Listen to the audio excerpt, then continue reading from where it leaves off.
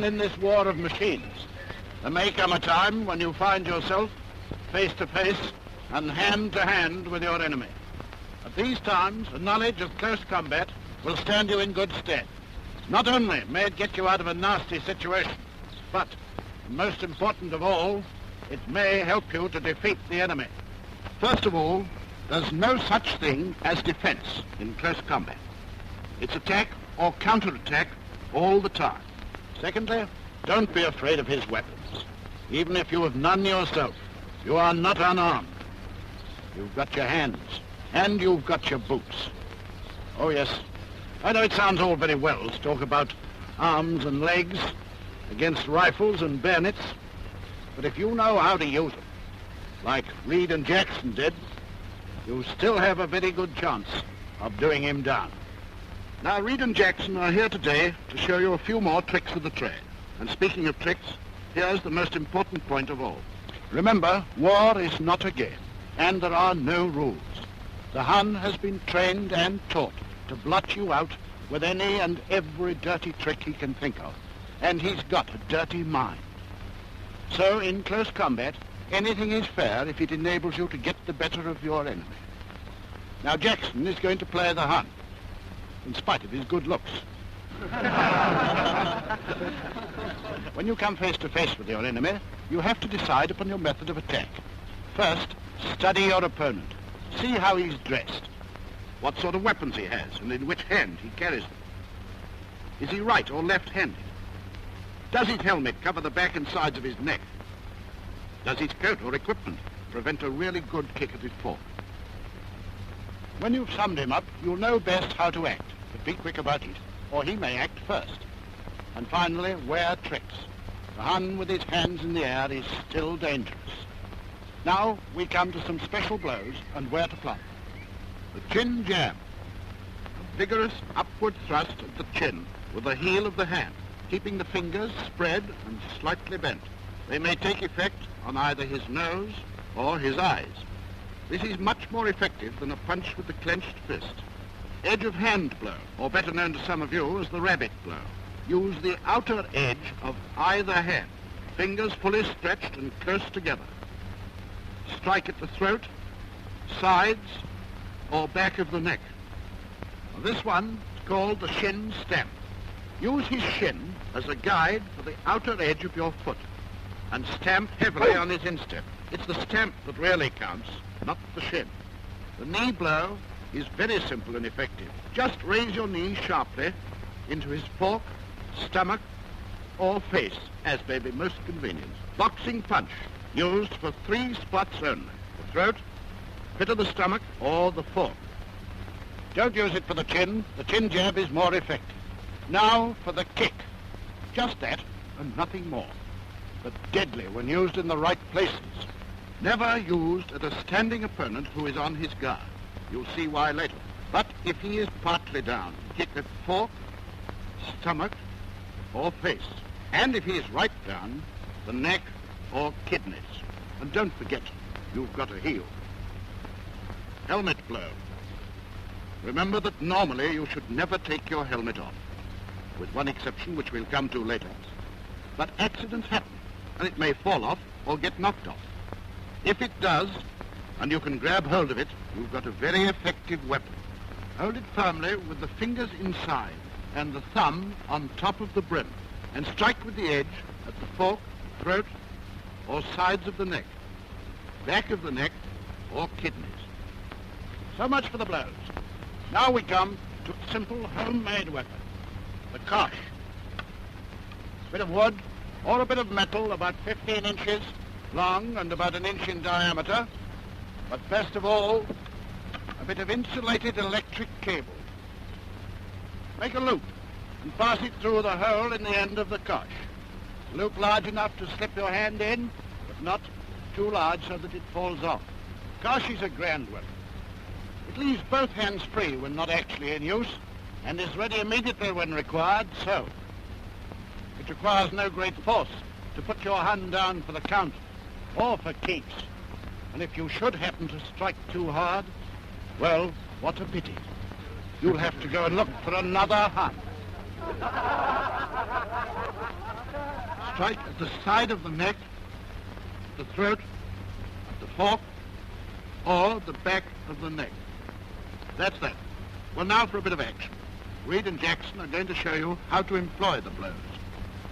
First of all, how to tackle a man from behind.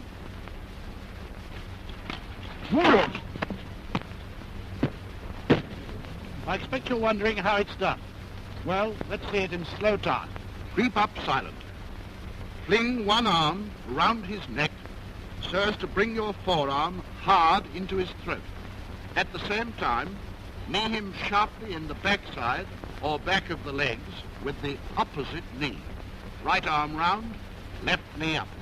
As he begins to topple, put your free hand over his mouth to keep him quiet. The moment he's down, strike with any of the blows. Sorry, Jack. A word of caution. You can only hope to approach silently over grass, sand, or a smooth surface. You cannot expect to do it over gravel, debris, or broken ground. If you do make a noise, and your opponent begins to turn, you must go on. A rug attack at the back of his knees. He's bound to go down, and you jump on him and lay him out. Now, what to do when you're attacked? You have no weapon, and the Hun comes at you with a rifle and bayonet. Don't shoot, I've got the papers. Don't shoot.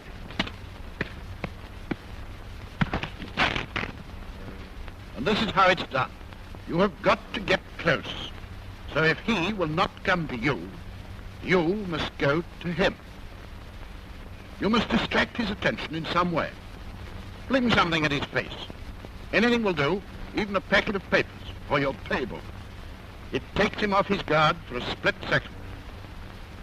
Jump in at once and parry his bayonet, outwards. Never inwards, always outwards. Then go for the man. Strike with the edge of hand and follow with kicks or other blows. Now, how to deal with a man armed with a pistol. I've got my hands up. Don't shoot now. Sorry, Jack. Once again, you must get close. As soon as the pistol point is within a few inches of your tummy, keep your eye fixed on his and speak to him. Say anything. It doesn't matter what. He probably won't understand. The fact of speaking will distract his attention. The moment you are ready, swing round and sweep the pistol hand outwards with your nearest arm. If his pistol is in his right hand, your turn must be to your right, and your left arm used for the swing. Immediately you've struck the weapon clear, swing back using your other hand for chin jab, and then knee blow and kick it forward. Follow with other blows as necessary. Next we come to the enemy armed with a knife. And here there are three distinct possibilities. First of all, he may come at you with a knife firmly in one hand, ready for an upward thrust.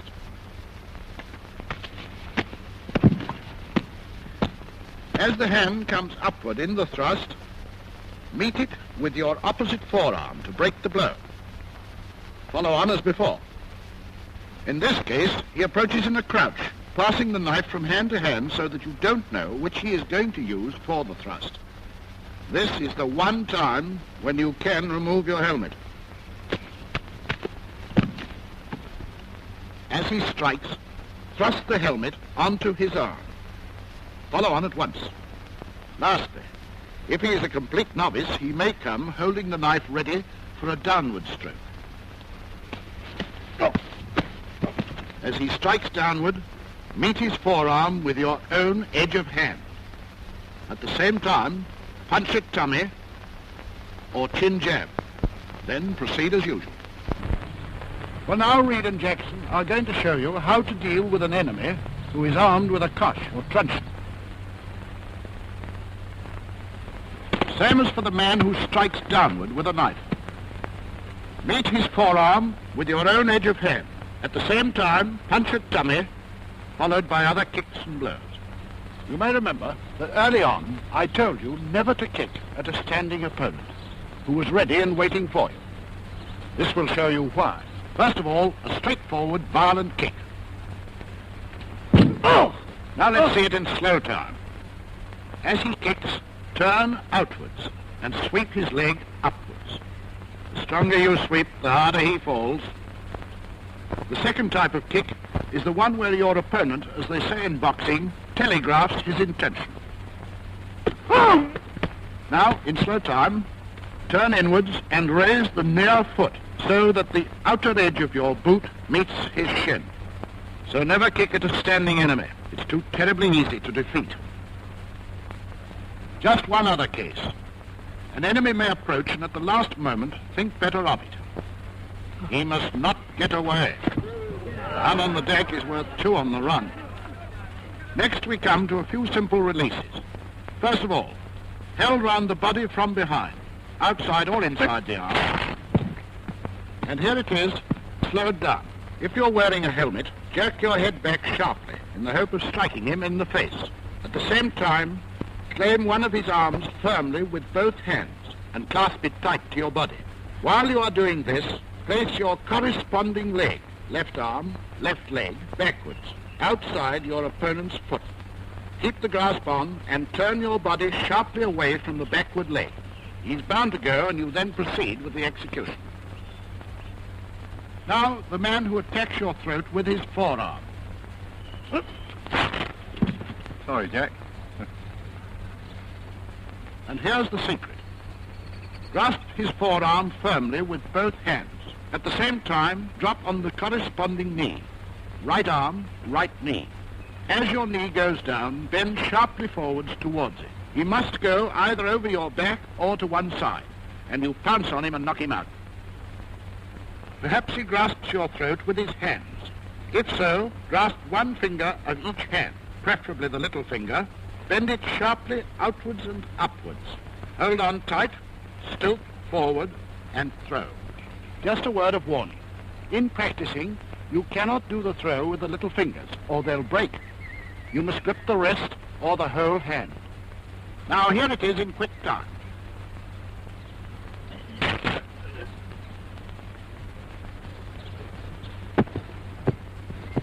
When you've laid the enemy out, if you want to secure him as a prisoner, you should know how to truss him up. Take a piece of thin cord, telephone cable or electric flex, and secure his thumbs together behind his back. Don't put the thumbs together. Secure one thumb first, and then make the other fast to it. Now bend one leg over and place the ankle behind the knee of the other leg. Then bend that leg towards you, and secure the ankle firmly and as close as possible to the thumbs. If you have no thin cord or wire and have to use rope or strap, you cannot tie his thumbs together. In that case, you must lash his wrists. Remember, the same rule applies.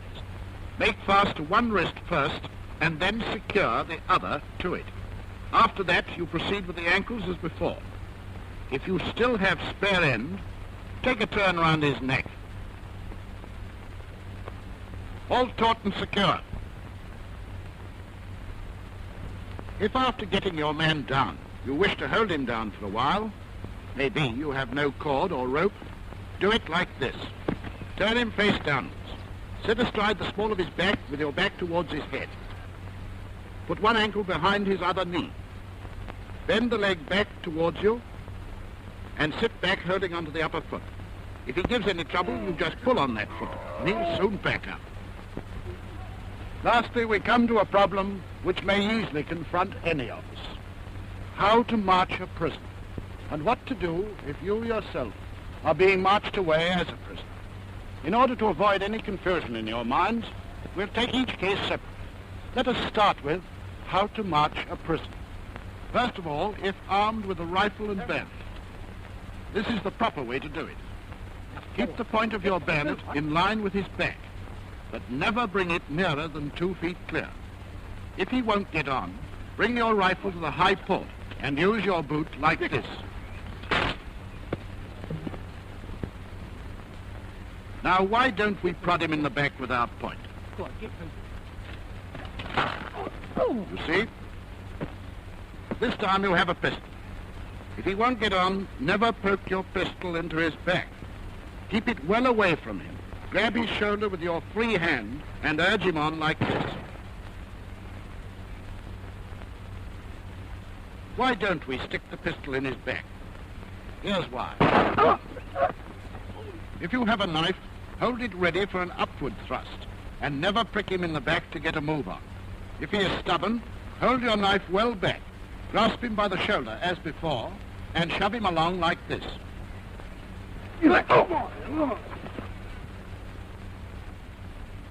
Why don't we prick him on?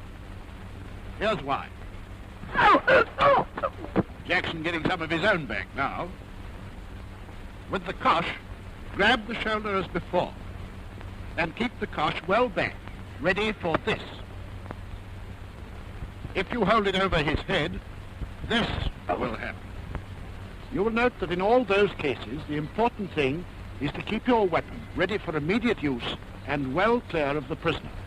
Remember that, because now we're going to see what to do if the tables are turned and you are the prisoner. There are two things you must do. You must note very carefully in which hand your enemy is holding his weapon. And secondly, you must make him urge you on with it. Sorry, Jack. The moment you feel the bayonet point at your back, swing round. At the same time, beat your nearer arm downwards to parry the rifle outwards. Follow up with edge of hand blows and kicks. Here's what to do if your enemy has a pistol.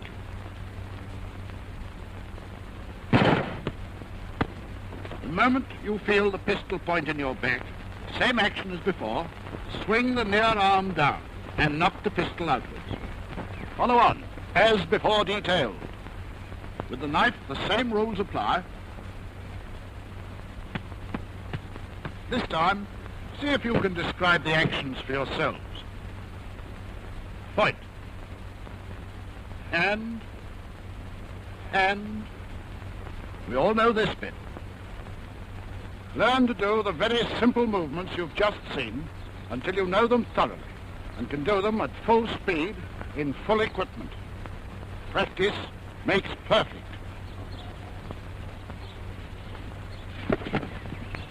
Small front rank and stick him up. Go. Up hand, stand by, swing, and chin. Now, kick, kick, kick. That's right, move. Up. The essentials of close combat are speed, determination, and ruthlessness. Go all out. As Shakespeare says, be bloody, bold, and resolute.